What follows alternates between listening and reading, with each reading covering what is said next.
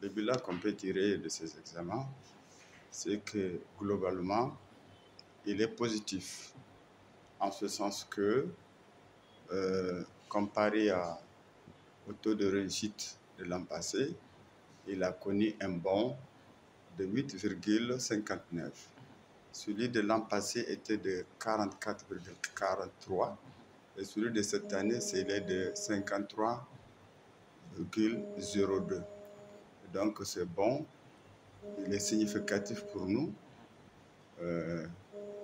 Et nous l'expliquons également par la régularité dans les cours, c'est-à-dire que nous avons une année scolaire apaisée.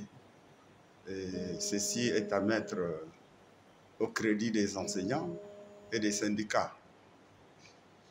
Et ensuite, il y a également dans plusieurs écoles l'organisation de tests blancs, et ces tests blancs également ont été organisés par certains syndicats.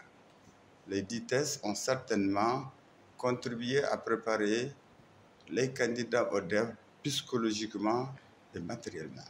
Le défi qu'on pourrait considérer comme majeur est celui de faire composer tous les enfants du Mali, n'est-ce pas, à l'examen du DEF, à savoir des zones qu'on pourrait qualifier d'insécurité.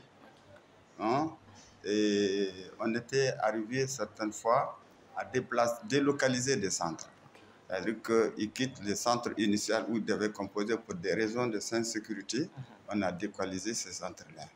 Et la difficulté aussi, c'est toujours par rapport à cette insécurité, c'est comment faire parvenir les copies après les examens dans les lieux de correction.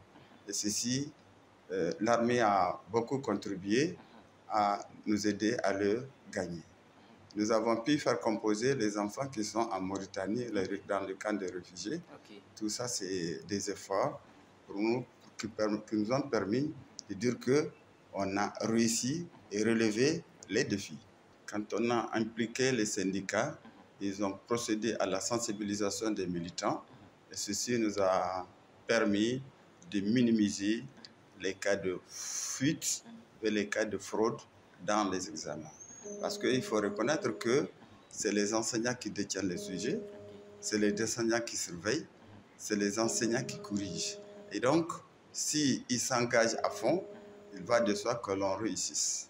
Bon, nous ne l'appellerons pas innovation, nous l'appellerons tout le monde la confirmation dans la continuité, en ce sens que les autres diplômes, à savoir le bac, le CAP, le BT, sont délivrés dans les établissements.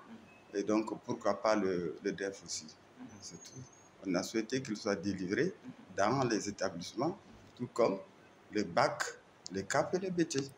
Les messages que j'ai pour la communauté éducative, c'est un appel au travail, que nous inculquions chez nos enfants, que nous leur apprenions que la réussite, c'est au bout de l'effort. Il faut que nous cultivions chez nos enfants cette vertu.